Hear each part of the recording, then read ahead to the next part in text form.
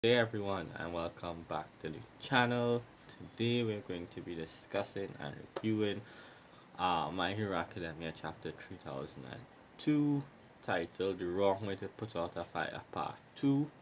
Obviously part 1 was last week.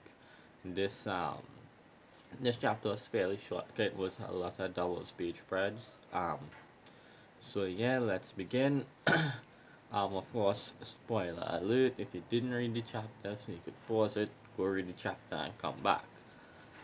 So yeah, so the chapter starts off, and we have like a mini argument between Endeavor and Ray.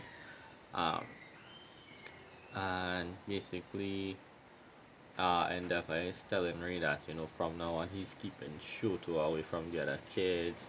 And he's too busy with work, he hired help, and he's telling her, also don't take your eyes off of Toya because or Davi then, because he's still training and building up himself. And she tells him that basically he just wants acknowledgement. He just wants his father to notice him, and he says all he could show anyone is the world of heroes. So yeah, so we starting to see that it's kind of his fault. We know it was his fault to begin with, but we seeing like how exactly it is his fault. It was neglecting him basically. And we get a little picture of baby Todoroki there snoring, I guess, and a little snot bubble, and it looks like it's covered with ice. um, so next page now we see Ray telling Endeavor basically he's running away from his kids, and we get a 5 year time jump. We see Natsumi, no Natsuo, sorry, and Fuyumi coming to play with Toya, because they want to go outside and play.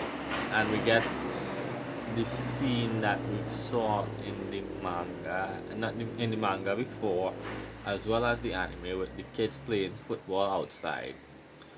Um, and we see Shoto watching, and he wants to join them obviously and play with his siblings, but Endeavor drags him away to train. We then cut now and we see it's night time and everyone's asleep, but Toya is up and he's talking to Natsu and he's telling him that basically how Shoto is here now and his father is to blame because Shoto didn't do anything wrong, but the father now is the one who's wrong because he basically making kids and train them out because they're failed creation, so he not spending time with them, he ignoring them, that kind of stuff. And he's crying while talking to Natsu, and Natsu is like half asleep, and he's like, go tell Fumi that. And he's like, the woman in this family is a waste of time. Um, we then see his mom now Ray trying to talk sense into him. And the next day, and she's telling him, why I don't stop training all this time, so much then, and spending all this time training, why I don't go on play with your friends or interact with your friends and spend time with them. And he says, he's getting mad because he says he doesn't need friends, that he lives in a different world from them. Um, so yeah, basically him and his mother arguing about it, and he blurts out something. I guess it's because he's angry. And we see he has this crazy side that he has now as Darby. It looks like he had it when he was younger as well. But he asks his mom now, what does she know? He knows that her parents were poor and they basically sold her off um to get money. So basically, yeah, he kind of throws some shade at the arranged marriage, then the quick marriage. And he tells his mom that she's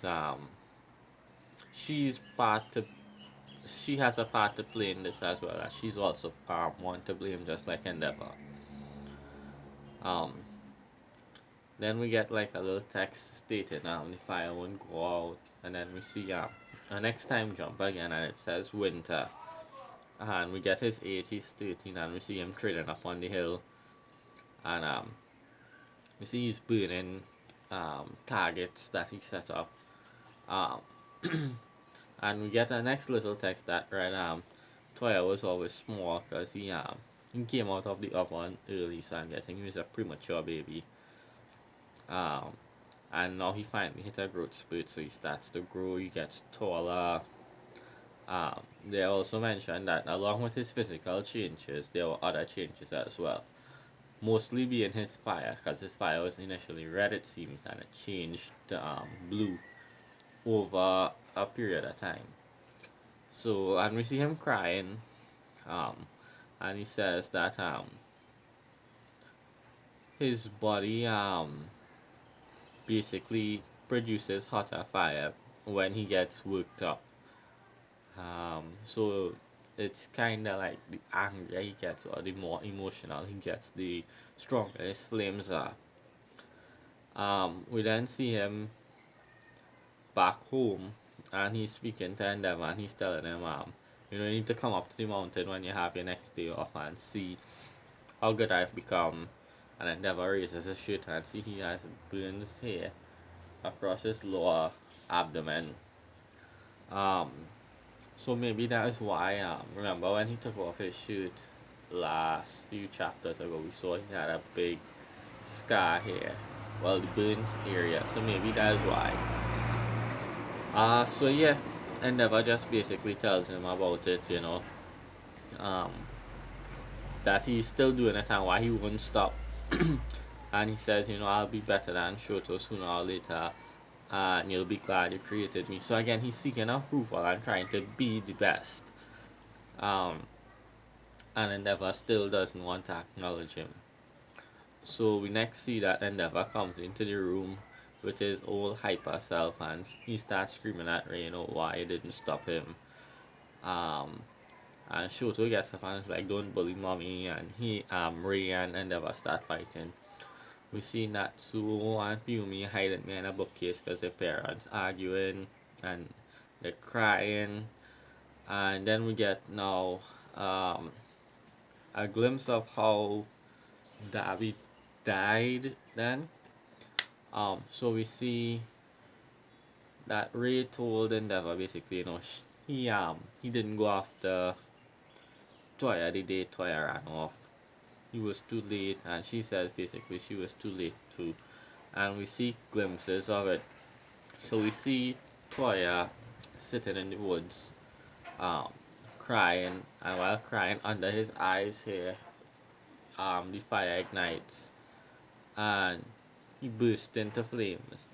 And we see now present day Darby lying on the sofa and he's like, man, that was hot. Because he's reminiscing, I guess, about it.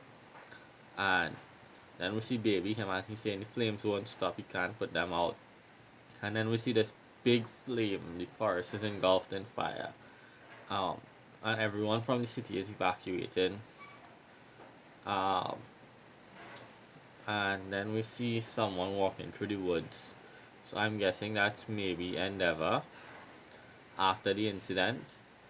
So yeah. And finally now we cut back to the actual present day now. And we see basically just them going back through things and both of them, both Ray and Endeavor discussing and blaming each other about what went on and who's to blame, and they both are to blame.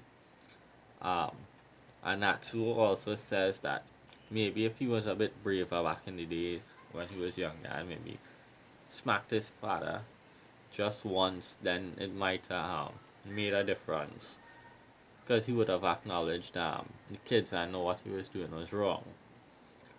And now we finally get to the last page. In the last page, they basically are talking about Shoto now, how Shoto has been making the family proud, Shoto has been making friends, and now he's the one saving the family after all of this that they did, meaning turning Toya into this monster. And Ray says that Shoto is the family's hero. And we see Shoto tell his dad that he and his mom talked before, and basically he knows that he has to be the one to kind of stop Toya.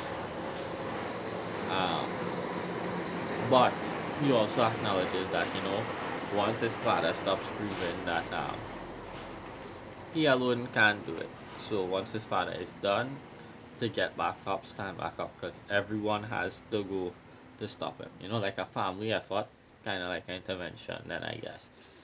And the chapter ends, we see Best Genius and Hawks. I guess that's outside Endeavor's room, and we see Endeavor pretend herself watching. So yeah, the chapter ends with that. So this was basically showing us the rest of Abby's backstory, because I mean everybody wanted it. So yeah, and more hints of the burns, because we see like under his eyes here was the first place to ignite when the big fire happened. So that's probably why. And we see he used to cry a lot as well. So again, this whole thing with Darby happened basically because of his parents. One Endeavor pushing him so much and then ignoring him after, as well as his mother being partly to blame.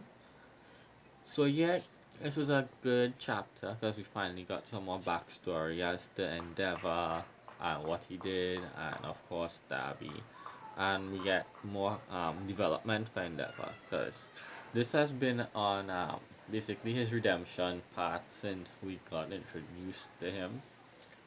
So it was a good chapter, very good. I'm guessing that the next chapter wouldn't be about this stuff. It'll jump back probably into maybe um Deku and his Koma, or someone else, like maybe like All Might or Isawa or Eri or something like that.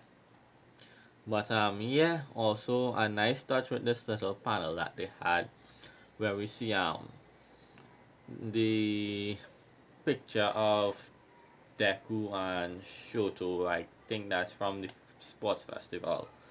And Shoto is, well, injured Shoto is standing and that's behind him. So that's a nice cool picture there.